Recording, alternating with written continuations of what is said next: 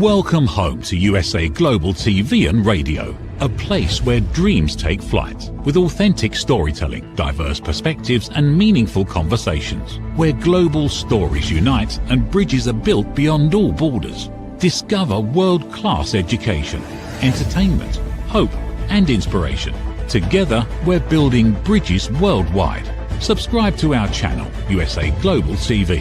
Download our app, USA Global TV. Be our guest or join our team. Visit usaglobaltv.com.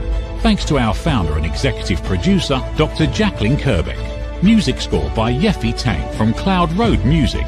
Voiceover artist Mike Porter. Creative direction by Paul Garcia. USA Global TV and Radio, your home for global connection. All rights reserved. This video and its contents are the exclusive property of USA Global TV and Radio. Unauthorized use, duplication or redistribution in any form is strictly prohibited.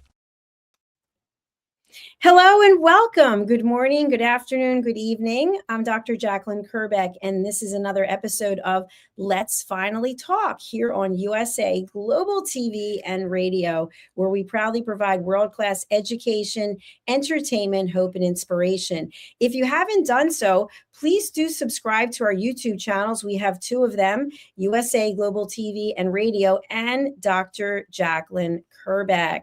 Thank you very much. Okay, so today our episode is building on the last episode. Each one builds on top of each other. So if you've missed any of them, where can you go watch them?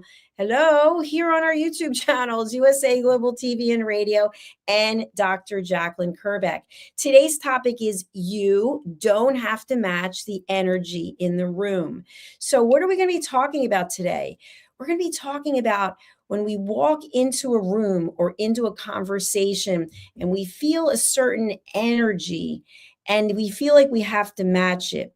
And you might have heard this before. You might have heard matching people's body language, right? Someone's like this, so then you're supposed to be like this. We're not talking about that today. We're talking about energy. And sometimes when we're in a different place and our energy is different, we feel like we have to change it so that we fit in. So energy in the context of what I'm talking about today is about conversations and relationships. It's basically that emotional tone and the intensity that we present in that moment.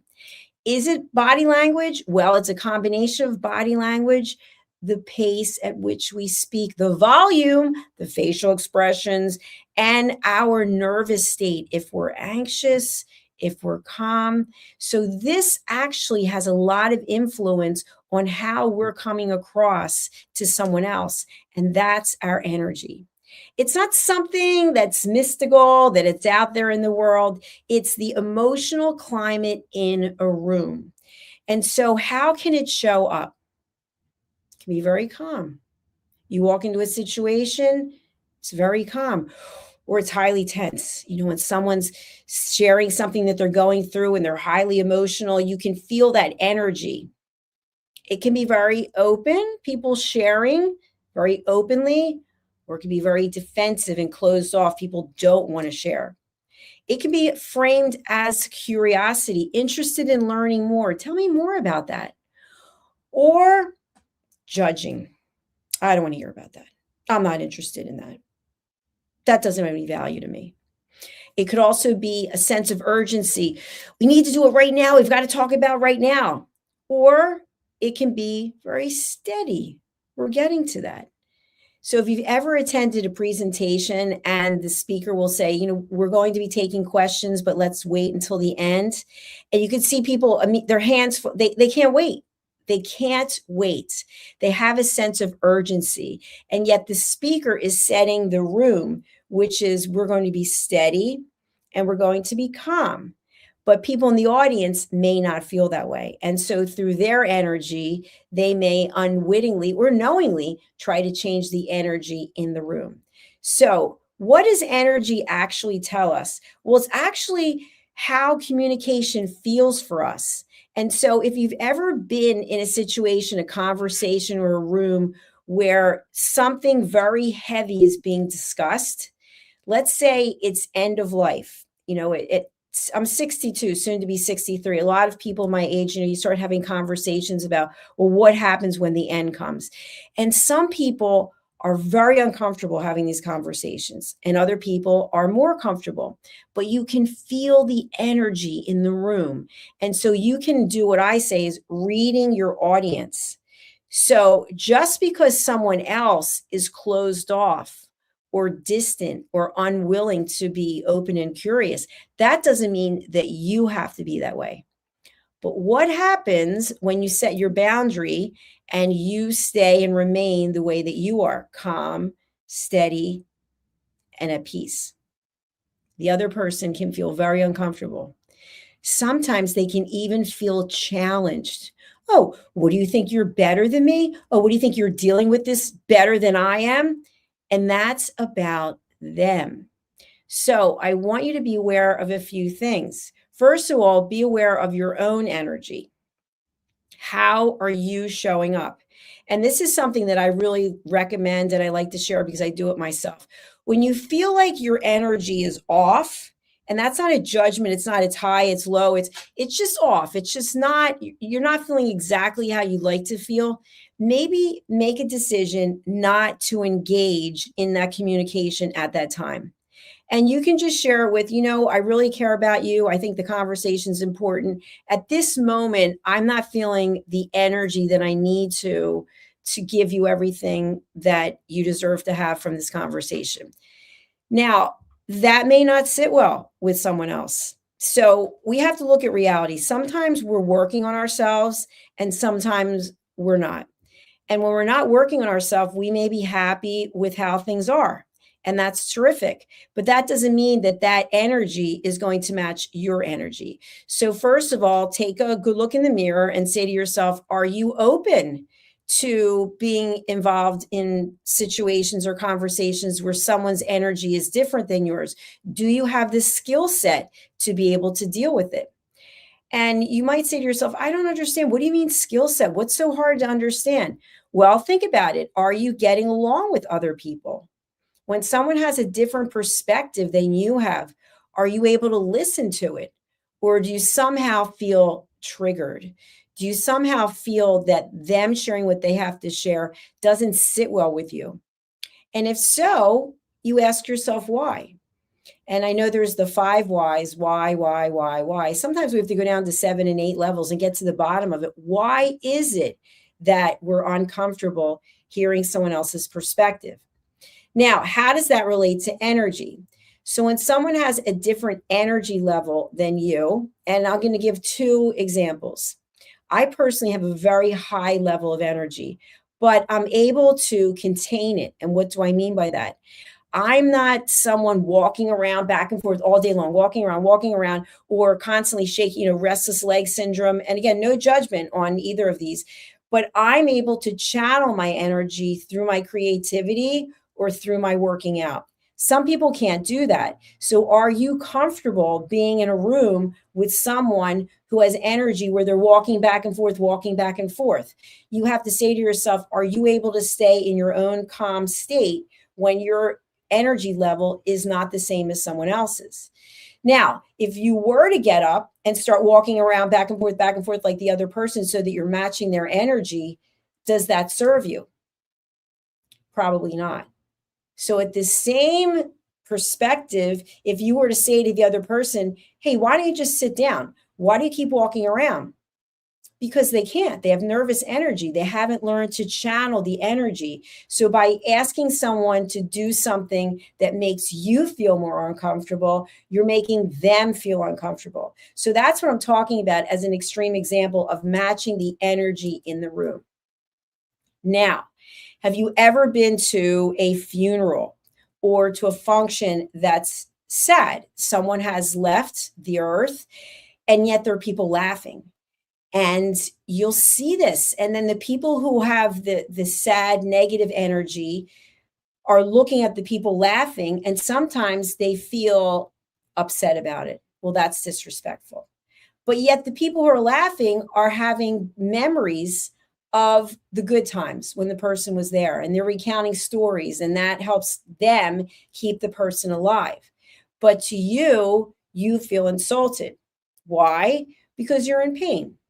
You're in pain and you can't imagine laughing at a time when you're so sad. So that's a different energy. You don't have to match that energy and they don't have to match your energy, but yet being respectful of the fact that those different energies exist. Now, I gave extreme examples again. So let's talk about the day to day.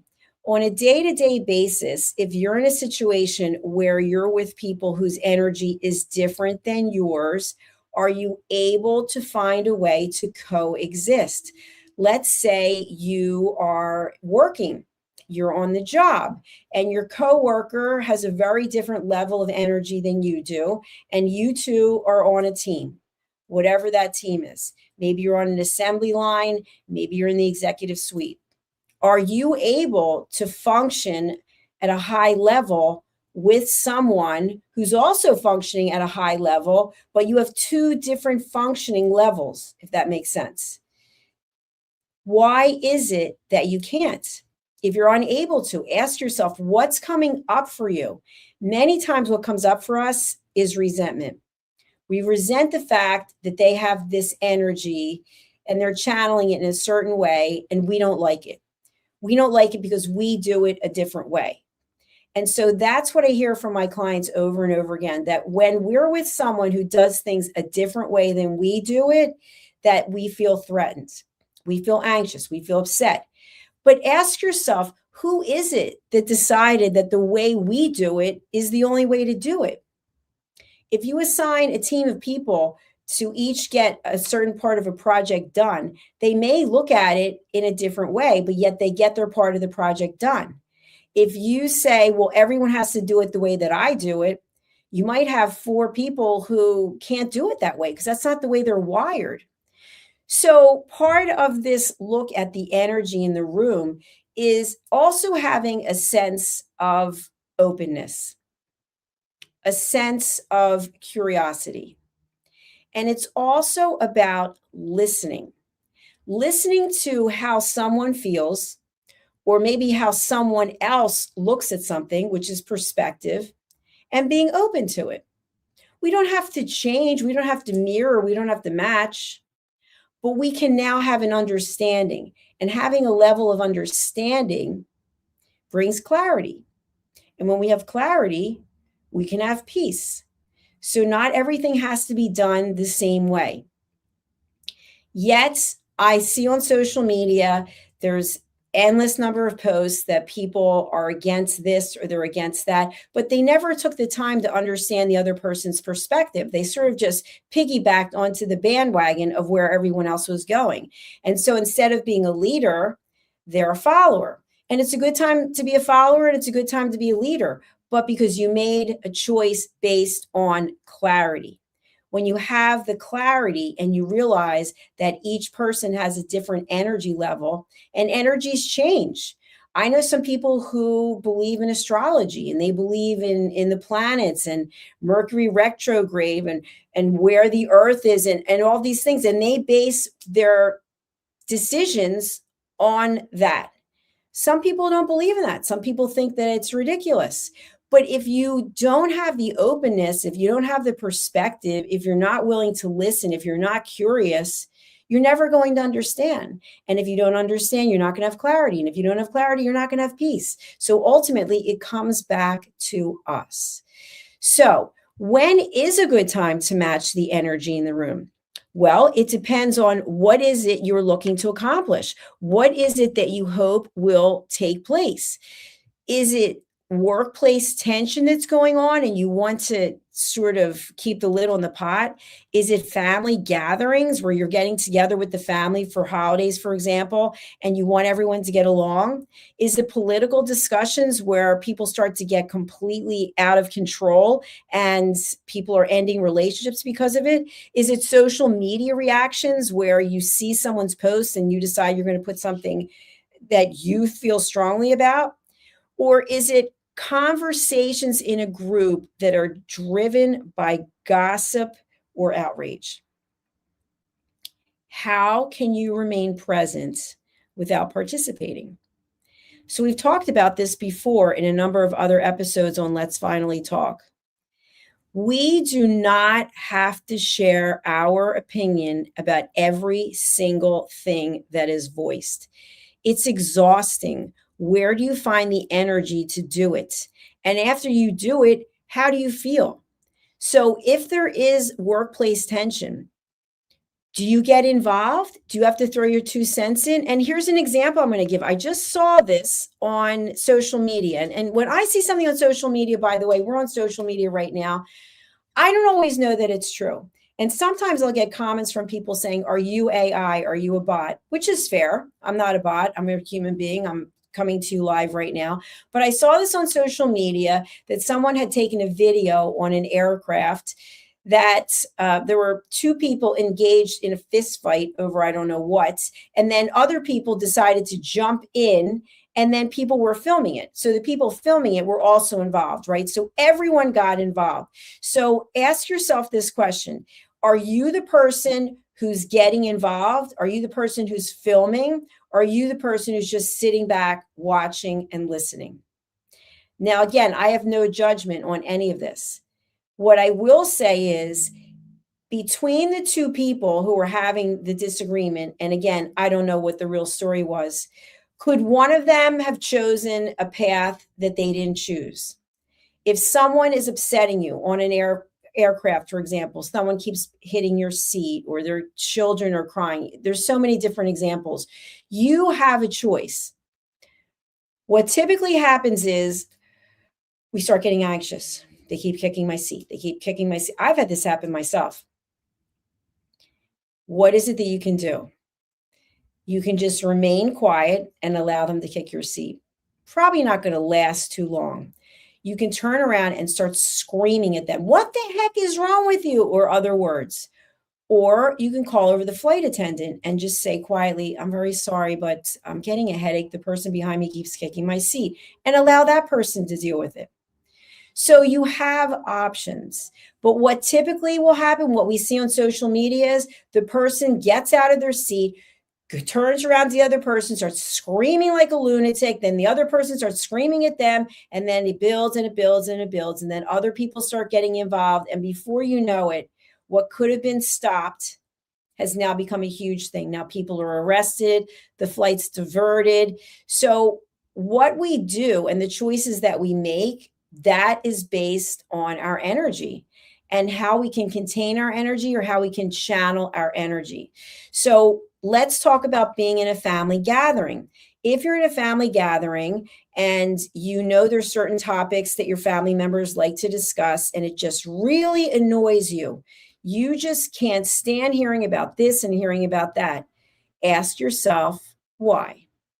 Why is it? Because I can't stand it. That's a pretty strong statement. So what is coming up for you? Is it the fact that you're bored by it, that it's not going anywhere, that it's gossip? All of those things are realities. So you have a choice. The choice is you can politely, without giving any condescending comments or judgmental comments, you can politely excuse yourself. I'm going to take a step out of the room now. And then they can say, oh, you don't like the conversation? And you can just say, I'll be back in a little while. Boom. That's it. You're done. Or you can choose a different path and you can try to match their energy and you can join into the conversation and start talking about whatever it is. And then later, see how that resonates with you. See if that actually feels good or if you feel mentally and physically exhausted by it. You have a choice. So in each of these situations, I want you to be aware, first of all, what is your emotional disposition before you come into the conversation or before you come into work or before you go to the family gathering? If your energy feels off, decide what to do.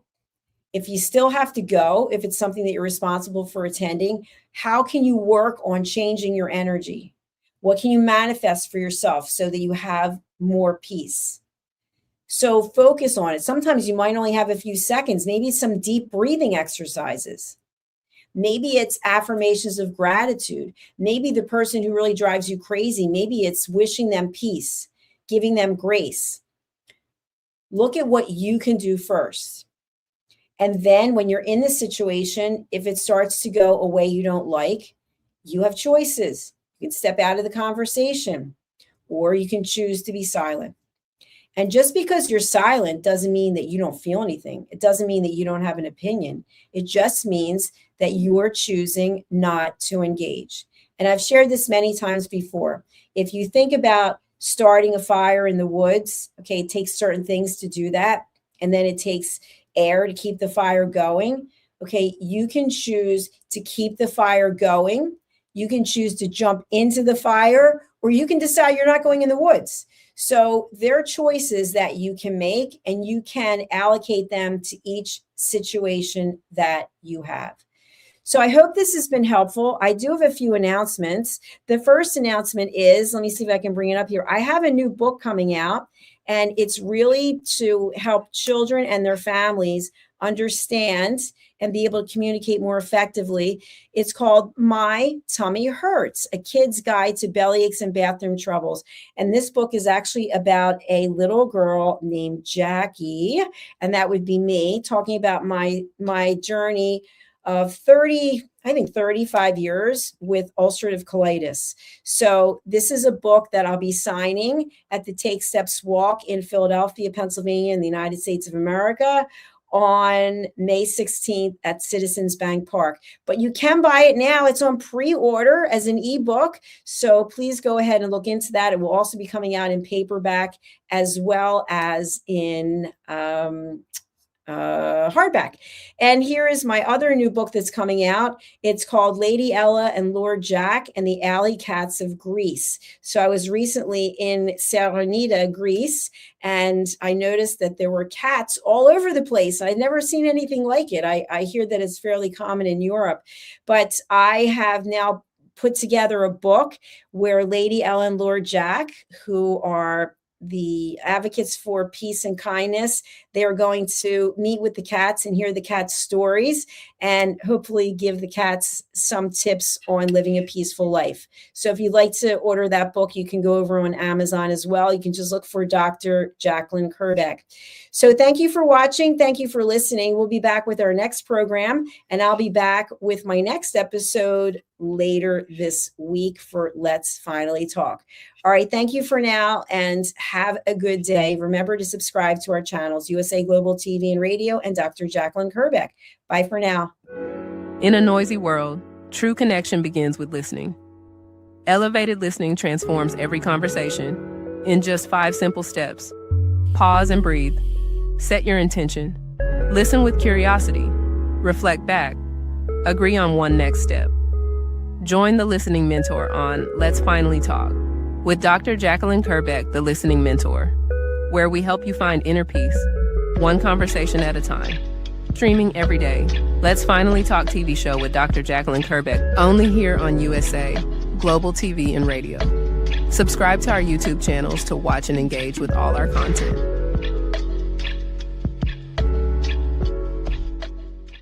Is it true? Is it kind? Is it necessary? In a world quick to judge, one book dares to reveal the hidden cost of silence. Discover Holy but Harmful, The Silent Sin of Judgment, How Hidden Judgments Destroy Relationships and Damage Lives by Dr. Jacalyn KERBECK. The Amazon #1 bestseller that's transforming the way we understand ourselves and the way we see others. Pick up the companion workbook to uncover your own hidden judgments and learn how to break free from them. Available now on Amazon and at fine bookstores worldwide. Listen, babe, now, listen, babe, now. Listen, babe, now, listen, babe, now. Listen, babe, now, listen, babe, now.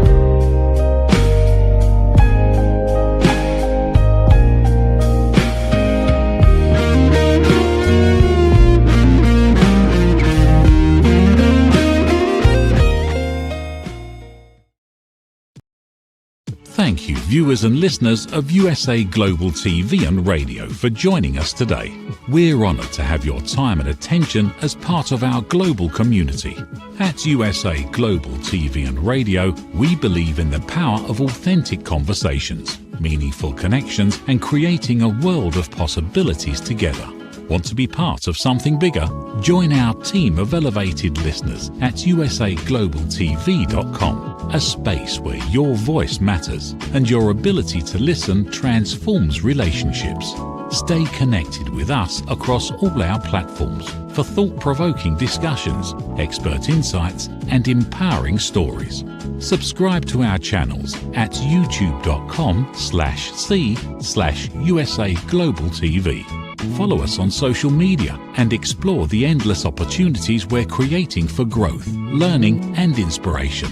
Together, we're not just broadcasting, we're building bridges and changing lives one conversation at a time. For inquiries, contact us at info@usaglobaltv.com. Produced by Executive Producer and Director Dr. Jacalyn KERBECK.